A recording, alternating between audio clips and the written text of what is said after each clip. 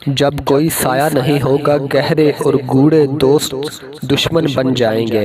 اللہ پورے قہر و جلال میں ہوگا جس دن لوگ تھر تھر کانپ رہے ہوں گے تو اللہ تعالیٰ جل شانہ 7 لوگوں کو عرش کا سایہ عطا فرمائے گا۔ وہ 7 شخص کون ہے؟ پہلا، عادل حکمران، عدل و انصاف کے ساتھ اپنی حکمرانی کو سر انجام دینے والا۔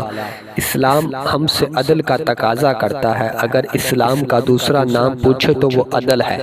اسلام عدل کا درس اور سبق دیتا ہے۔ حضور نے فرمایا جب کوئی سایہ نہیں ہوگا عادل حکمران کو اللہ عرش کا سایہ عطا کرے گا۔ کسی بزرگ کا قول ہے کہ دنیا کے پائے 4 ہیں اور ان 4 لوگوں کی وجہ سے دنیا قائم ہے۔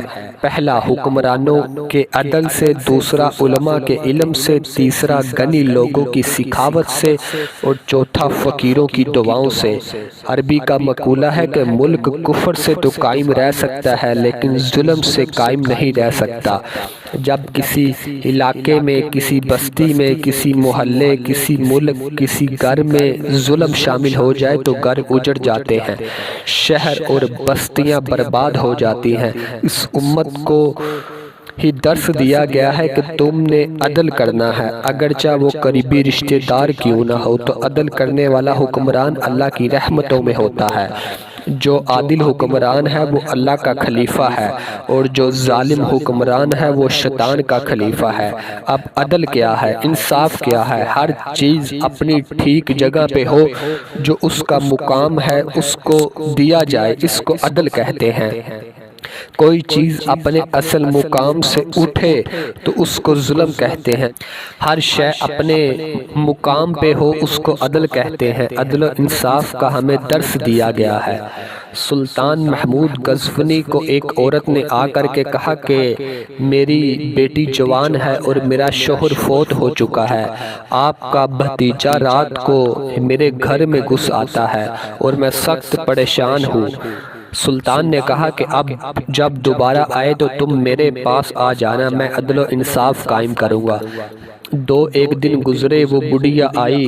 بادشاہ نے جو اس کو خصوصی کوڈ دیا ہوا تھا کہ تم اس کے ذریعے میرے تک پہنچ جاؤ گی، تو وہ بادشاہ تک پہنچی۔ کہا اس وقت وہ ہمارے گھر میں موجود ہے۔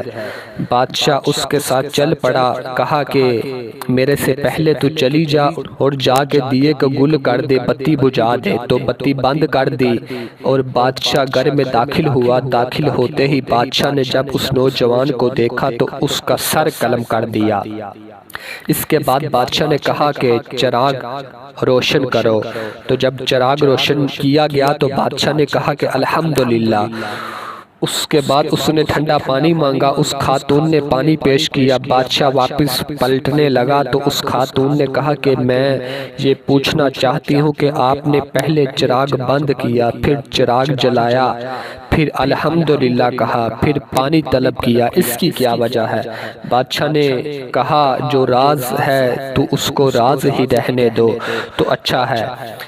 کہا نہیں، تمہیں بتانا ہوگا۔ تو بڑھیا نے ضد کی تو بادشاہ نے بتایا کہ جب تم نے کہا تھا کہ آپ کا نالائق بھتیجا ہمارے گھر میں گھس آتا ہے اور میری بیٹی گھر میں جوان ہے اور میں نے اس لیے چراغ کو گل کیا تھا کہ عدل قائم کرتے ہوئے میرے دل میں کوئی رحم پیدا نہ ہو، اپنے جوان بیٹے کو قتل کرنا تماشا تو نہیں ہے، مجھے بائی کا چہرہ سامنے آ جائے گا اور ایسا نہ ہو کہ میں عدل قائم کرتے وقت رک جاؤں، اس لیے میں نے چراغ کو بجھا دیا تھا۔ اچھا، جب آپ نے چراغ جلایا تو پھر آپ نے الحمدللہ کیوں پڑھا؟ میں اس دن سے پریشان تھا کہ میرا خون اتنا گندا ہو گیا ہے کہ غریب بیوہ کے گھر میں میرا بھتیجا جا کر گھس جاتا ہے، لیکن جب میں نے چراغ جلایا اور دیکھا تو وہ میرا بھتیجا نہیں تھا، کوئی اور تھا، ہمارا صرف نام استعمال کرتا تھا۔ کہا پھر آپ نے پانی کیوں پیا؟